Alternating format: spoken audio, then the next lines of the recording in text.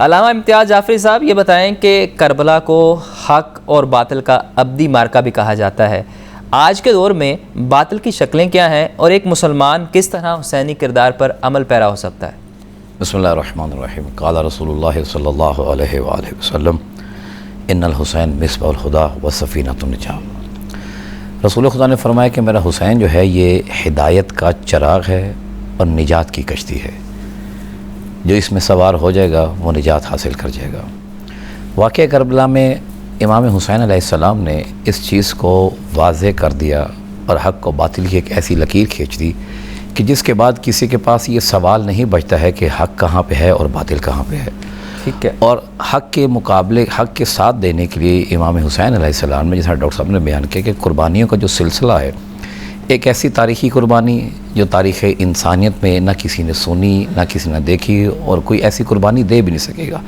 یہ ساری قربانی دے کے امام حسین علیہ السلام نے بتا دیا کہ جب آپ حق پہ ہوتے ہیں تو پھر اس کے لیے چیزوں کو معین نہیں کیا جاتا کہ اس چیز کی قربانی دی جائے گی، اس چیز کی قربانی نہیں دی جائے گی۔ آپ نے بیٹوں سے لے کے شہزادہ علی اصغر تک، جناب علی اکبر تک سب کو قربان کر دیا۔ اور یہ ساری قربانیاں دینے کے بعد آپ نے پیغام یہ چھوڑا کہ جب دین پہ مشکل ہو، جب دین کے اوپر کوئی مشکل آ جائے تو اس کے لیے پھر گھر کو قربان کر دینا کوئی بڑی بات نہیں ہے، اور بالخصوص اس دین کو کہ جس کے محافظ رسول خدا انہیں بنا کے گئے تھے، اور فرمایا تھا کہ میرے بعد یہ دین کے وارث ہیں، یہ دین کے محافظ ہیں۔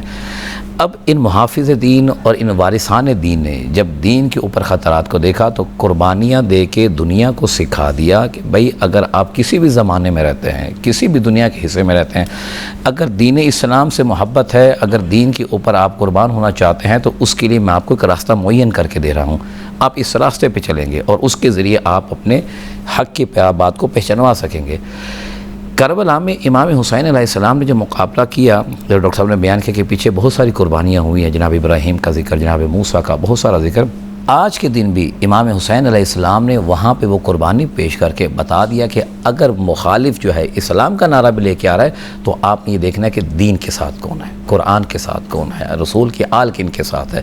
تو یہ قربانی دے کے آپ نے واضح کر دیا۔ تو امام حسین علیہ السلام نے کربلا میں ایک ایسی لکیر کھینچی کہ جس کے بعد کسی کے لیے یہ پہچاننا مشکل نہیں ہے کہ حق کس جانب ہے، باطل کس جانب ہے۔ اب یہاں پہ آئیڈیالوجی کو دیکھا جائے گا، نظریات کو دیکھا جائے گا کہ کس کے نظریات کس کے ساتھ ملتے ہیں، کس کی آئیڈیالوجی کس کے ساتھ ملتی ہے۔ جس کی آئیڈیالوجی امام حسین علیہ السلام کے ساتھ ملتی ہے، آج کا نوجوان اس آئیڈیالوجی کو اپنائے گا تو اس کے لیے حق کو پہچاننا مشکل ہی نہیں ہے، واضح ہو جائے گا۔ لیکن اگر آئیڈیالوجی اس کی مخالف سمت میں جاتی ہے تو پھر آپ کو وہ عقائد، وہ نظریات، وہ چیزیں نظر آئیں گی کہ جس کی وجہ سے آپ کو اس معاشرے میں بھی اور اپنے عقائد میں بھی اور اپنی زندگی میں بھی مشکلات نظر آتی رہیں گی۔ تو امام حسین نے ایک لائن کھینچ دی ہے۔ اس کے بعد اگر کوئی حق و باطل کو پہچاننا چاہتا ہے تو کربلا کو پڑھے۔ کیوں؟ کربلا وہ واقعہ ہے کہ جو انسانیت کی تاریخ میں ایسا واقعہ ہوا ہے کہ جس کی جہتیں، جس کے راستے معین کرنا مشکل ہے کہ کس کس ڈائریکشن اس کو پڑھا جائے۔ ہر فلاسفر، ہر رائٹر، ہر مصنف جب کربلا کو دیکھتا ہے تو وہ ایک نئی جہت سے اس کو بیان کرتا ہے، اس یہاں یہ ڈائریکشن نکلتی ہے، اس کی یہ ڈائریکشن نکلتی ہے۔